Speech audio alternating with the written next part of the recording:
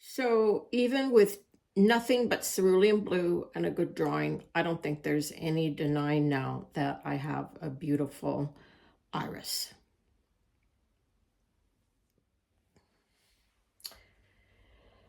So I have my iris, the basic shape. I think I'm going to paint the flower petals last because yellow can be a very overwhelming, powerful color. You really have to use layers of yellow very, very thinly.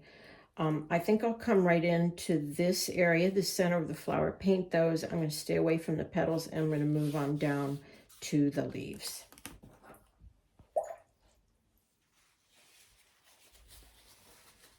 There's a lot of green on the base of each of these little center areas.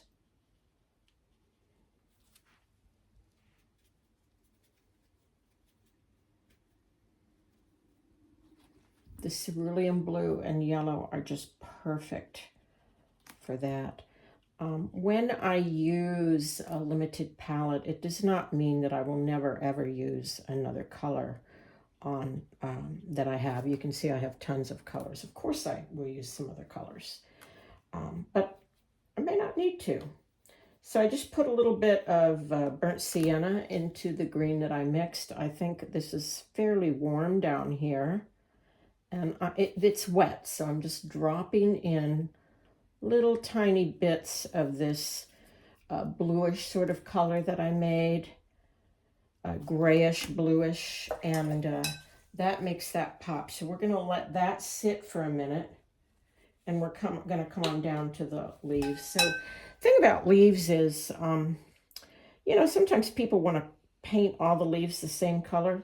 That is not true to life. One leaf is going to be affected by maybe materials sitting next to it, and another leaf might be affected by the light coming from a window, or perhaps there's a red azalea next to it, and that's going to affect the color. So each leaf is a different story. Each flower petal is a different flower story. So try to remember that. Now watch as I paint. I'm trying to really load the brush and press that color down and get it moving. All of that picky stuff that sometimes I see students doing, the dab, dab, dab, dab. Let's try not to do that because that's not very meditative.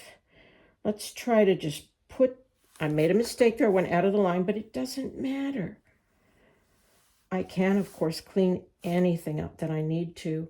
This leaf is a little stronger right there. And I'll even put a little more yellow into one, maybe over here. This is quite yellow up here at the top. So paint the leaves, and it's probably not a bad idea to wet each leaf and then just lay the colors down and let them do their thing. Sometimes I'll use one brush for wetting an area and another brush to load my paint.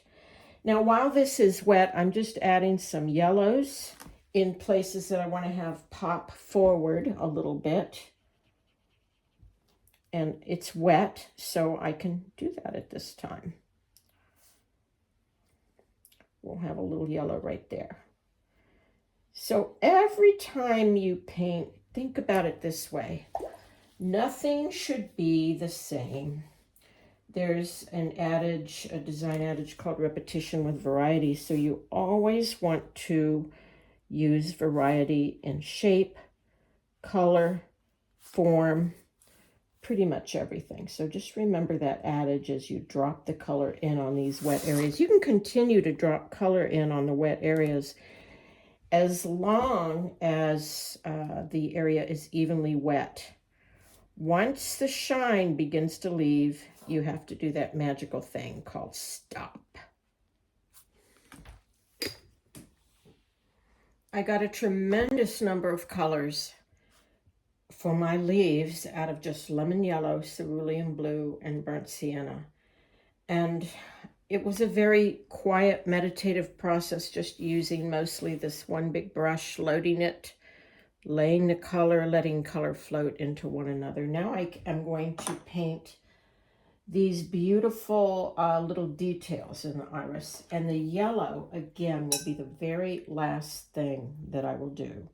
So I am wetting this little vein.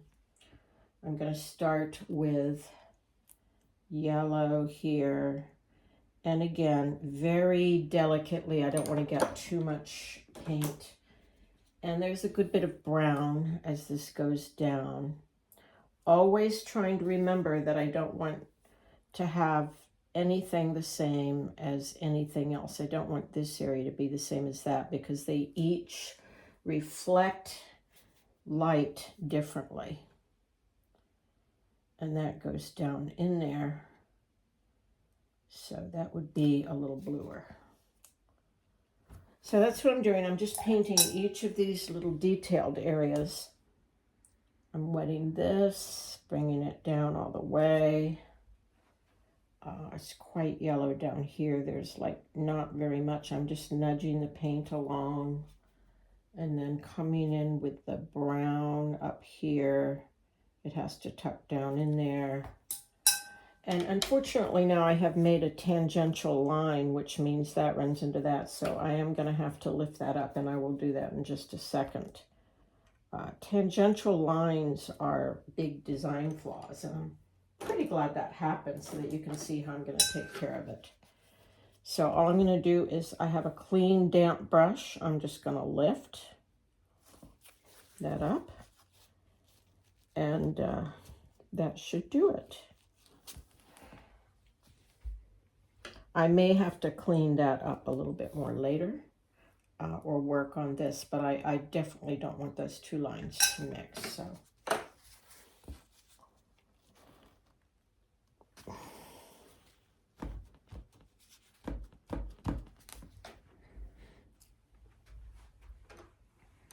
So I've painted in the veins with my three colors, yellow, cerulean, and burnt sienna. And now I'm just going to go ahead and paint the yellow. Remember, yellow is a very strong color. I'd go very thin rather than thick. I have lemon yellow straight here, lemon yellow with cerulean, and lemon yellow with burnt sienna. These are my three different colors that I'll be using for the flowers. So I want to carefully look at each flower petal and wet it on either side of the vein and under the little arms there. So there, I'm wetting here and wetting around the arm here. I'm going to load up with some extremely thin yellow, and it looks like the petal is more yellow toward the base than it is toward the end, and quite a little bit more yellow here at the tips perhaps. I'm getting a little green on my brush, and I don't want that. So it looks to me also like there's a good bit more white or a lighter color on the center of the beautiful petal. So I'm going to leave that one alone. I'm going to come now and paint this one, and you might see I did move that tangential line over. I lifted, and now I'm wetting around the beautiful vein. And around here, I'm getting some very, very dilute yellow. I'm looking carefully at the petal, so I paint what I see and not what I think I see.